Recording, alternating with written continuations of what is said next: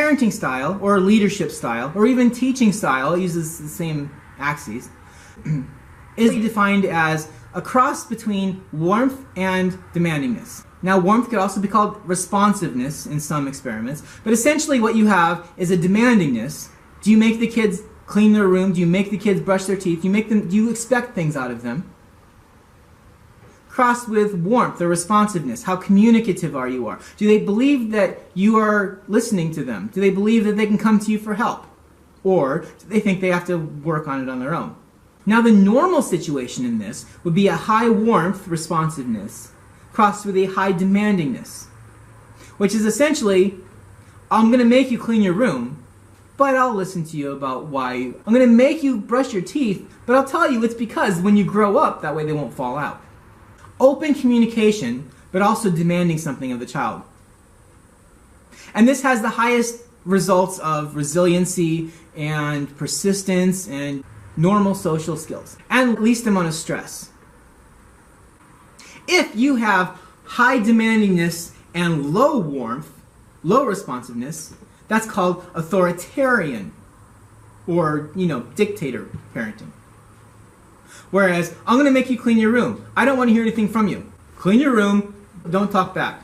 I'm going to tell you to do something, you do it. Now, it works okay with a 3-year-old, 4-year-old because they're termed to think that way. But you do that with a 15, 16-year-old, odds are they're going to rebel. If you have high warmth, low demandingness, which means I don't care if you clean your room, what does it really matter? I'm not going to make you brush your teeth. Life is about having fun. Children should have fun. They shouldn't have to worry about working. They shouldn't have to worry about their lives. Have low responsiveness, low warmth, and low demandingness. You have what's called uninvolved parenting or neglectful parenting. Teeth, brushing their teeth. Listen, I got my own problems. I don't have time to be teaching my kids to brush their teeth. That would be considered uninvolved parenting. Now, the reason this is important for attachment style is because authoritarian parenting tends to create children who turn into adults who have social problems. Someone's always going to be there making rules for them. And they've had very few experiences for developing social strategies where they're not being controlled by their parents. Over-controlling parents are considered authoritarian. Nervous in social situations, really like the rules. Tend to be a lot more organized because their parents usually teach them to be organized. On the other hand, you have permissive parents. Permissive parents, for the most part, don't enforce rules. So the kids don't like rules and don't tend to follow rules. It makes them very good socially because they've always had to be good socially, but they tend to make riskier choices. And then you've got the uninvolved parents. Tie shoes, I don't care if you tie your shoes or not. These kids could go in any direction because they don't really have anything to rebel against. They're just trying to find their identity. Also, when you've got parents who are uninvolved, it usually falls to like an oldest child to raise these children. And children of uninvolved parents tend to lack self-control because they don't have strategies for self-control, because they don't have a role model for self-control. And they tend to be disobedient because they've never had anyone around them showing them rules or enforcing rules. So they also have a tendency to have social problems. But it's a small percentage of the population, for the most part, culturally speaking. Now, how this develops into attachment style, adult attachment style, is that kids who have high self-esteem and a low sense of trust, which are essentially your permissive kids, are going to be what's called dismissive. High self-esteem, low sense of other, means that they're going to be more trusting in themselves than others, and they're going to dismiss people who claim to want a relationship because they don't trust these other people.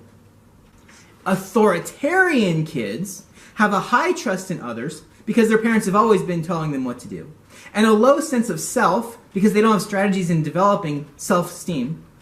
They've always had someone telling them what to do, which makes them what's called preoccupied adult attachment. Which means, if you've ever heard anyone chasing after someone saying, I love you, I love you, I love you, they're usually preoccupied attachment coming from an authoritarian parenting style. Because they have this neuroticism of not having someone there. The problem is, the research shows they usually get into relationships with dismissive people. But here's the rub on that. If you have someone coming at you saying, I love you, I love you, I love you, what's your normal response? It's going to be something like, whoa, back off, which pushes you into the dismissive category. If you're in a relationship with someone who just doesn't want to spend time with you at all because they always have something else to do that's their own, it's going to make you a little bit more preoccupied with the relationship and make you want to say, please spend time with me, which takes you from secure into preoccupied. So, secure people in a relationship with secure people, they usually stay secure. But a secure person who's in a relationship with either a dismissive or a preoccupied person, they're likely to take that secure person and move them into a preoccupied or a dismissive. Because these things aren't permanent. And depending on who you're in a relationship with, determines whether you're in a secure or a dismissive preoccupied. Now the fourth category, where it's low self-esteem and low trust in others, they usually don't even try to get a relationship. That's going to be someone who just doesn't even want to try because they know they're going to fail.